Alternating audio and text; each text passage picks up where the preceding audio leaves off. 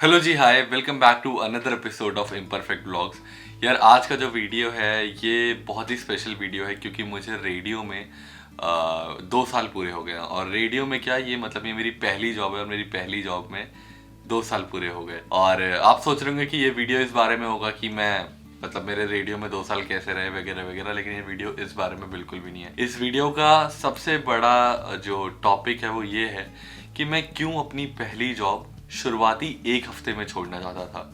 जब मुझे जॉब मिली, मैंने इंटरव्यू क्रैक किया और 1 हफ्ते के अंदर मैं ये जॉब ज्वाइनिंग के बाद छोड़ना चाहता था। और यहाँ तक मैंने अपने बॉस से बात कर दी थी कि सर मुझसे नहीं होगा, मैं ये रेडियो नहीं कर पाऊंगा और मुझे जॉब छोड़नी है। और कैसे मैंने उस टाइम को गुजारा और मैं ऐसा क्यों था कि मैं ये जॉब छोड़ना चाहता था। सो ये वीडियो बस इसी बारे में है, तो स्टार्ट करते हैं। सो बात है साल 2019 की। ऑलमोस्ट आप मान लो कि कोरोना आने के 6-7 महीने पहले की, जब मैंने अपने पुराने करियर मतलब कॉमर्स को किनारे करके रेडियो में आने की ठान ली थी। मैंने सोच लिया था कि अब मुझे जो भी करना है वो है रेडियो। अपना पूरा 100% मैं रेडियो को दूंगा आने वाले कुछ महीने या पूरे 1 साल को। तो मैंने रेडियो में इंटर्नशिप के लिए अप्लाई किया, मेरा इंटर्नशिप में हुआ और भगवान की दया से जो इंटर्नशिप में 4-5 महीने गुजरे, मैंने उसमें बहुत सारा काम सीखा। और मैं ऑलमोस्ट 2-3 महीने में रेडियो पूरा जान गया था कि क्या क्या काम होता है, क्या एक कंटेंट प्रोड्यूसर का काम होता है, एक शो प्रोड्यूसर का काम होता है। और मैं ऑलमोस्ट एक एम्प्लॉय का काम करने लगा था। बस फ़र्क इतना था कि मैं इंटर्न था और मुझे सैलरी नहीं मिलती थी, और अगर ये काम कोई एम्प्लॉय कर रहा होता तो उसे सैलरी मिलती। और 5-6 महीने काम करने के बाद मुझे एक जॉब ऑफर का पता चला और मैंने उस जगह पर अप्लाई किया, वहाँ कुछ इंटरव्यूज़ हुए और आखिरकार मुझे वो जॉब मिल गई। वैसे इंटर्नशिप के टाइम पे बहुत सारी मुश्किलें भी थी, मतलब कुछ स्ट्रगल्स भी थे, लेकिन उसके लिए मैं कभी और एक वीडियो बनाऊंगा, स्पेशल डेडिकेटेड वीडियो की इंटर्नशिप में क्या क्या स्ट्रगल था रेडियो में। सो वो वीडियो अलग आएगा।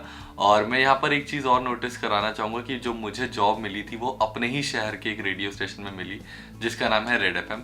और बहुत बड़ी ब्रांड है, और अपने ही शहर में एक बड़ी ब्रांड में, वो भी रेडियो में जॉब मिल जाना बहुत बड़ी बात होती है। क्योंकि मोस्टली रेडियो में ऐसा होता है क्या कि आप किसी और शहर में इंटर्नशिप करते हो, आपकी जॉब किसी और शहर में लगती है, क्योंकि रेडियो में वैकेंसीज बहुत कम आती है, बहुत कम स्टाफ होता है रेडियो में और उन्हें मल्टीटास्कर लोग चाहिए होते हैं। और बहुत रेयरली ऐसा होता है कि आपको अपने ही शहर में जॉब मिल जाए। तो मैं उन कुछ लकी लोगों में से था जिन्हें अपने शहर में जॉब मिल गई। मेरी जो नए रेडियो स्टेशन में जॉब लगी थी, मुझे वही काम करना था जो मैं एज एन इंटर्न अपनी पुरानी रेडियो स्टेशन कंपनी में करता था।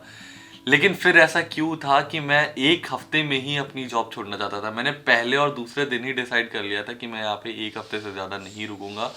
और मैंने सोच लिया था कि अब मैं यहाँ पर नहीं रह पाऊंगा। ऐसा क्यों था, क्यों?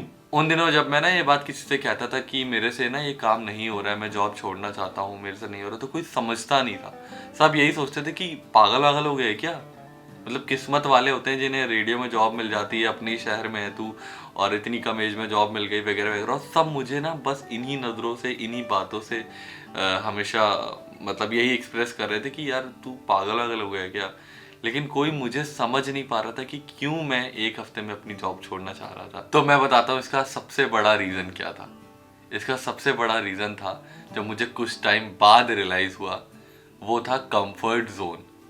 मैं अपने कंफर्ट जोन में चला गया था जिससे मैं बाहर नहीं निकलना चाहता था। जॉब लगने के बाद मुझे पहली बार ये रियलाइज़ हुआ कि इंटर्नशिप के टाइम मैंने कभी ये रियलाइज़ ही नहीं किया कि मेरे ऊपर रिस्पॉन्सिबिलिटी या अकाउंटेबिलिटी वाली चीज़ थी ही नहीं। लेकिन जब आप एज एन एम्प्लॉय कहीं काम करते हो तो आप अपनी की हुई हर चीज़ के लिए रिस्पॉन्सिबल या अकाउंटेबल होते हो। फॉर एग्जांपल इंटर्नशिप के टाइम पर मुझे कभी भी किसी चीज़ के लिए मेल नहीं करना पड़ता था, बट एज एन एम्प्लॉय मुझे अब हर चीज़ के लिए मेल करना पड़ेगा, और अगर उस मेल में कोई गलती हो जाए तो उसके लिए मैं खुद अकाउंटेबल होऊंगा। मुझे as an intern radio show के लिए रोज़ एक टॉपिक देना होता था, लेकिन कभी भी वो मेरे लिए कंपलसरी नहीं था।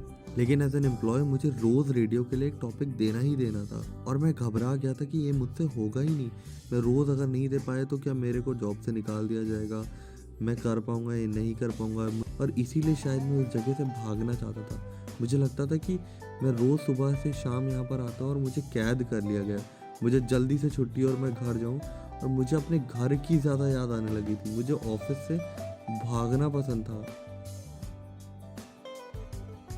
और जब ये सब कुछ हो रहा था उस टाइम पे ना मैंने क्या किया, मैं अपने आसपास के जितने लोग थे उस वक्त, जो नई कंपनी में कलीग्स थे, जहाँ से मैं इंटर्नशिप करके आया था, वहाँ के जो कलीग्स थे, वहाँ पे जो मेरे सीनियर्स थे मैं सबसे बातें कर रहा था। यहाँ तक कि जो लोग लखनऊ में ना रह के जिन्होंने अपनी जॉब छोड़कर कहीं और चले गए हैं, कोई कुछ और काम कर रहा है, मैं सबको कॉल लगाकर ये पूछता रहता था कि यार मेरे से ना ये काम नहीं हो रहा है, मैं जॉब छोड़ना चाहता हूँ, मुझे ना बहुत मुझे कुछ और करना है। मे बी ये एक बहुत बड़ा एक्सक्यूज़ था जो मैं अपने आप को दे रहा था कि मुझे कुछ और करना है। और मैं हर रोज़ किसी ना किसी को फ़ोन मिलाता था, अपना दुखड़ा गाता था, रोता था। मतलब यहाँ तक कि मैं वॉशरूम में जाकर मैं टाइम गुजारता था कि कब मेरे 8 घंटे पूरे हों और मैं घर जाऊँ। मतलब मैं बहुत ही बुरी स्टेज में था कि जब मैं अपनी मम्मी से भी ये बात कहता था ना कि मम्मी मुझसे ना जॉब नहीं हो रही, मम्मी भी परेशान हो गई थी कि ऐसा क्यों है कि तुम जॉब छोड़ना चाह रहे हो। मैं बहुत ज़्यादा स्ट्रेस में हो गया था और मैं इस चीज़ के लिए भी रेडी था कि मैं वापस एज एन इंटर्न चला जाऊंगा वो काम करने बिना पैसों के, लेकिन मैं एज एन एम्प्लॉय नहीं काम करना चाहता क्योंकि मुझे वो अकाउंटेबिलिटी और रिस्पॉन्सिबिलिटी वाले फैक्टर से डर लग रहा था। मुझे वो डिस्कम्फर्ट मेरे से लिया नहीं जा रहा था। लेकिन ऐसा कहते हैं कि समय देने पर हर चीज़ सुधर जाती है। उस टाइम पर मैं कुछ लोगों से जब बात कर रहा था तो कुछ लोगों ने अपने एक्सपीरियंसेस शेयर किए। मेरे ऑफिस के जो अशोक सर थे, जो अभी भी हैं, जिनके साथ मैं काम करता हूँ, मेरे जो हेड हैं, मेरे जो बॉस हैं, मेरे जो एक्स बॉस थे एज एन इंटर्न, मैंने सबसे बातें की, सबसे समझा। मेरे आसपास के जितने लोग थे सबके ना मैंने पॉजिटिव एक्सपीरियंसेस लिए, बैड एक्सपीरियंसेस लिए, सबका स्ट्रगल जाना ना, तो मुझे पता चला कि हर किसी का एक डिस्कम्फर्ट वाला टाइम था, है ना, जिसको सबने एक टाइम के बाद गुजारा और उस टाइम को जिया और आगे बढ़कर आए और तब जाके वो वापस से ये सारी चीज़ें नॉर्मल होने लगी। मुझे आज भी याद है कि मेरे बॉस ने मुझसे कहा था कि 6 महीने काम कर लो और फिर जॉब छोड़ देना, मैं खुद तुम्हें रिजाइन करा दूंगा, 6 महीने करके देखो। मैंने कहा कि सर मेरे से ना 1 महीने नहीं होगा। तो उन्होंने कहा अच्छा ठीक है, एटलीस्ट 1 महीना दो। और उसके बाद उन्होंने मुझे ना कई सारी जगह मुझे भरोसा दिया। उन्होंने कहा तुम मेरे कैबिन में कभी भी आ जाओ, मुझसे डिस्कस करो, जब भी कुछ घबराहट हो, कुछ भी हो। तो वो सारी चीज़ें मेरे आसपास के कुछ लोग, कुछ ऐसे पॉजिटिव माइंडेड लोग, कुछ ऐसे पॉजिटिव लोग, उन लोगों की मदद से मैंने वो टाइम गुजारा और मुझे समझ आया, उस दिन से मुझे समझ आया कि कितना मुश्किल हो जाता है जब आप किसी कंफर्ट जोन में आ जाते हो। मुझे वो इंटर्नशिप के दिन इतने कंफर्ट हो गए थे, 4-5-6 महीने, शायद वहाँ पे भी मेरा एक डिस्कम्फर्ट का टाइम था, लेकिन वहाँ पे कभी भी ना रिस्पॉन्सिबिलिटी वाली चीज़ नहीं थी, अकाउंटेबिलिटी वाली चीज़ नहीं थी। मुझे लगता था कि कभी भी छोड़ दूंगा, लेकिन एज एन एम्प्लॉय आप नहीं छोड़कर जा सकते हो, आपके ऊपर रिस्पॉन्सिबिलिटी, आपको नोटिस पीरियड देना पड़ता है, फलाना ढिमाका, कई सारी चीज़ें हैं। तो मुझे लगता है कि मैंने वो टाइम सर्वाइव किया और मुझे आज ये रियलाइज़ होता है कि इसीलिए कभी भी अपने कंफर्ट जोन में नहीं रहना चाहिए। और मैं एक बात बताना भूल गया कि इस पीरियड में जो मेरा ये ना कंफ्यूजन वाला पीरियड था, मैं जॉब छोड़ना चाहता था, यहाँ तक कि मैं अपने कॉमर्स के टीचर्स के पास भी गया। उन्होंने भी मुझे कई सारे सजेशंस दिए और उन्होंने भी मुझे, है ना, एक बुक के बारे में बताया। वो बुक भी मैंने पढ़ी। मैं उस बुक का नाम सामने दे दूंगा, मैं नाम भूल गया, वो चीज़ रिलेटेड कुछ नाम था। और उन सारी चीज़ों ने मुझे मदद की उस टाइम को सरवाइव करने की, गुजारने की। आप सबको लग रहा होगा कि ना मैं कितना ये ना कि शायद छोटी सी चीज़ है, लेकिन शायद जो ये चीज़ झेलता है उसी को ये बात पता होती है।